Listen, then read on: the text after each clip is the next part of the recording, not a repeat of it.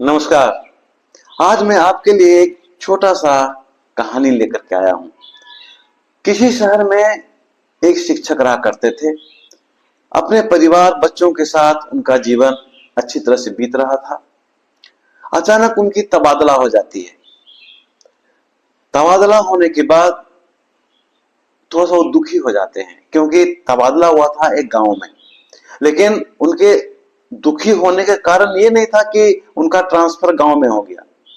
दुखी होने का कारण ये था कि जहां वो अभी फिलहाल रह रहे थे, वहां एक दीवार के अंतर में मंदिर था, तो उन्हें पूजा पाठ करने के लिए ज्यादा समय बिताना नहीं पड़ता था। जब चाहते थे वो मंदिर पहुंच जाते थे।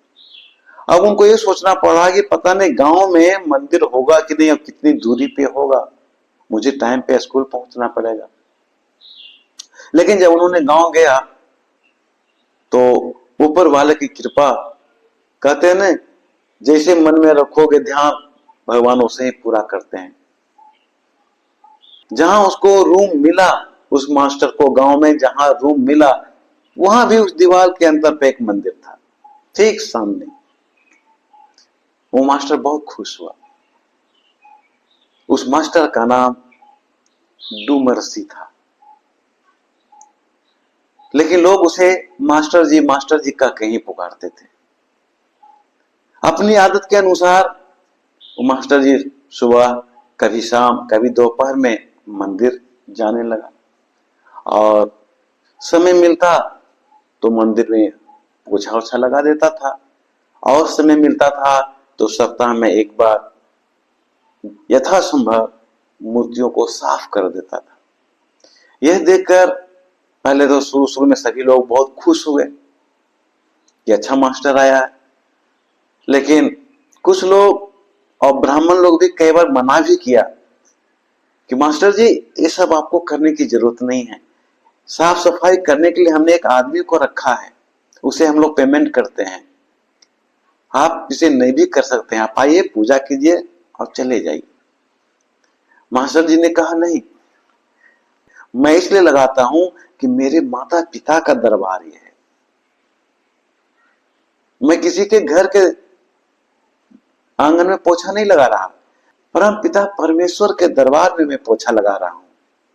इसमें कोई एतराज की बात नहीं है। ब्राह्मण भी खुश हुए कि चलो ठीक। बातें बार बार मास्टर को सुनने के लिए मिलने लगा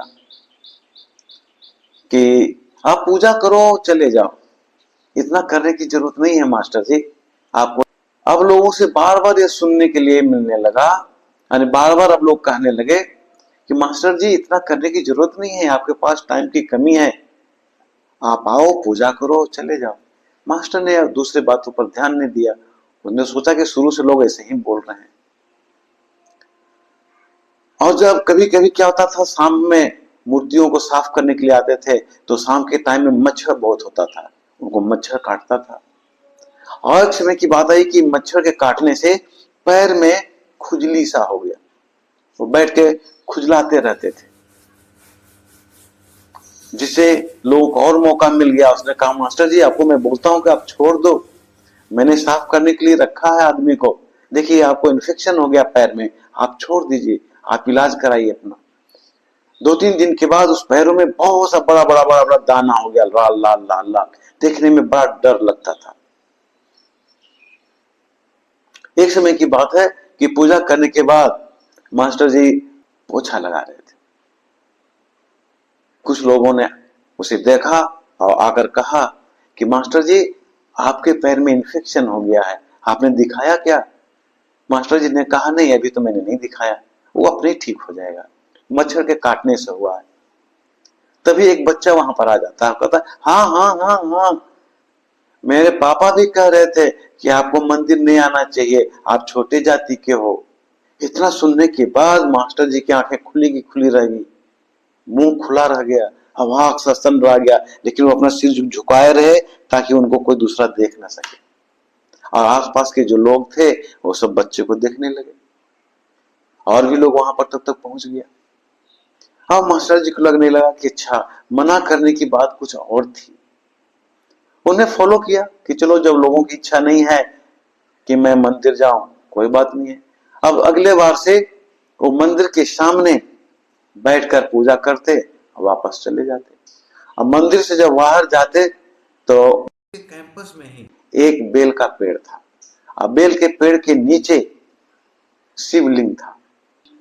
मास्टर जी उसी शिवलिंग के पास जो बेल पेड़ के नीचे था जलार्पण करते और चले जाते। इस तरह से होता गया। एक दिन की बात है, जब मास्टर जी मंदिर के सामने ही दरवाजा पर बैठे थे, कुछ लोगों ने आया और कहा, मास्टर जी अब आपका तबीयत कैसा है, पैर ठीक हो गया? मास्टर जी ने शांत स्वर में ही कहा कि तबीयत खराब होगा तभी तो तबीयत ठीक होगा। तो एक दो जो लोग वहां पर तब तक मौजूद थे उन्होंने कहा कि नहीं, आपके पैर में इन्फेक्शन हो गया, इसे आप इजी वे में मत लीजिए, अब दिखाइए। मास्टर जी ने पैर से कपड़ा हटाया और दिखा दिया, कुछ भी नहीं था, एक दाग भी नहीं था। अब सब आश्चर्य में हो गया कि कल शाम में मैंने देखा है, जो मटर का दाना होता है ना, मटर का दाना का पी जिसको कहते हैं, पी मटर का दाना होता है, उसका हाफ, दाना का हाफ रेड रेड लोग गोल गोल के पैर में था। अब आज कुछ भी नहीं है। अब सभी लोग उनसे कहने लगा, मास्टर जी आपने क्या लगाया जो ये रातों रात ठीक हो गया?